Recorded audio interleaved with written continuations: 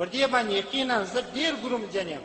ما ته سخت غم پیدا دی چې زه د دغه دکاندار د دغه سودا څخه کم تأثر واخلم. دغه جواب تاسو ما ته راکړئ. دا زموږ خویندې او میندې چې د دغه دکاندار څخه سودا کوي او د خپل د ځوانۍ عکس دلته مشلولی وي، یا دا زنانې چې د خپلو خاوندانو سره یا بې له خاونده سفر کوي تر یو ځایه ځي، تا خپل عکس یا د نورو اغیارو کفارو هندوانو او سیکانو عکسونه مشلول دي. دا خور، دا مور، دا زنانه، دا مسلمانه ستا د دغه چلند څخه کم تأثر اخلي؟ دغه جواب په دا ټولنه کې ما ته د یو څوک راکړي. تاسو راته ووایه صحیح تأثر اخلي که غلطه تربیه اخلي؟ اوس خو زما سره دا ګروم دی چې دا غلطه تربیه د الله په لحاظ ځوانه مه ورکوه. ته که بدبخت یې، ته که فاسق یې، ته که ګناهکار یې، ته که د الله د عذاب مستحق یې، که تا په خپلو اعمالو د الله عذاب راکش کړی دی، که پر تا باندې د الله عذاب راځي، نو نور انسانان په دې غم کې مه اخته کوه. د الله په لحاظ د خپلې سوارۍ څخه د عکس ایسته که، د خپل پیر او مرشد عکس ایسته که، ویې غورځوه، څیرې که. دا ستا د پیر سره محبت دی، دا ستا د پیر سره ظلم دی چې ته د دغه عکس ورمشلی. دا ستا د استاد سره جفا د غداري ده چې د استاد عکس تا ساتلی دی. دا ستا د خاوند سره ظلم دی چې د خاوند عکس نه کړی.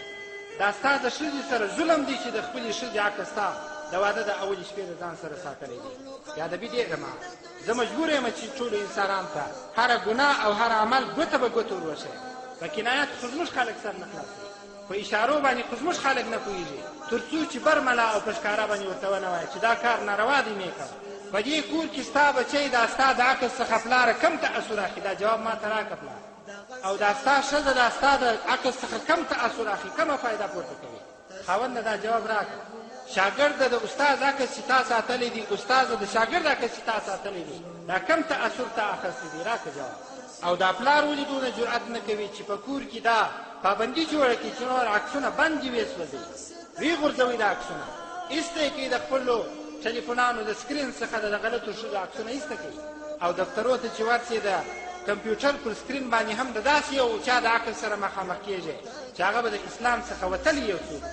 دغه انسانان دې ما ته جواب راکړي د دغه عکسو څخه کم تأثر درته وایم احادیث د مصطفی تصویر لویه ګناه خبر سه مؤمنانو دغه خیال دا په تخلیق کې د الله تصویر لویه ګناه خبر سه مؤمنانو تر مصورینو هلته غټ ګناهګاران تر مصورینو هلته غټ ګناهګاران نسته خدای وایي تر دغو پر دنیا نور ظالمان نسته زما په شان مخلوق چې جوړوي ترې بدبختان نسته زما په شان مخلوق چې جوړوي ترې بدبختان نسته ترې بدبختان نسته